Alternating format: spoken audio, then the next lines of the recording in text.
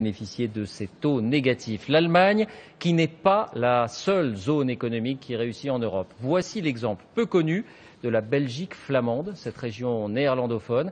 Elle vient d'annoncer un taux de chômage de 3,2%, c'est-à-dire le plein emploi, un record et une campagne même pour recruter des Français. Pourquoi? Les ressorts de la Flandre sur place. François Baudonnet, Frédéric Furnement.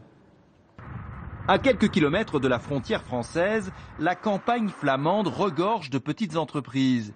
Ici, près de Courtrai, le chômage dépasse à peine 3%, soit 4 fois moins qu'à Tourcoing, sa voisine. Chez ce pâtissier industriel, on explique cette performance des PME belges par leur réactivité aux demandes des clients. Ils demandent par exemple un produit avec tel ingrédient pour tel prix. Nous, on essaye de le faire et on s'adapte aux clients en fait. Mais ce plein emploi flamand qui fait rêver la France a aussi son revers. Cette entreprise ne trouve plus de salariés belges.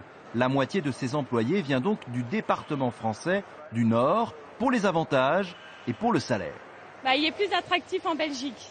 Il y a aussi les congés payés, la prime de fin d'année. Donc Ici, je gagne entre 1500 et 1700 euros par mois et en France, ce ne serait pas plus de 1000 euros, je pense. Une pénurie de main-d'œuvre si forte que le patronat vient de créer un site internet en français, baptisé « Vous êtes les bienvenus » et dans lequel sont vantés les mérites des entreprises flamandes, bien structurées et surprises, à l'organisation rigide. Car le MEDEF de Flandre le rappelle, le marché du travail n'est pas plus souple qu'en France. Les réglementations pour faire des licenciements sont aussi très strictes. C'est pas facile de trouver des gens, mais c'est encore plus dur pour les licencier.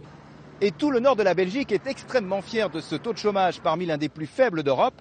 Ici, on parle de miracle économique flamand, un miracle qui se reproduit d'une année sur l'autre.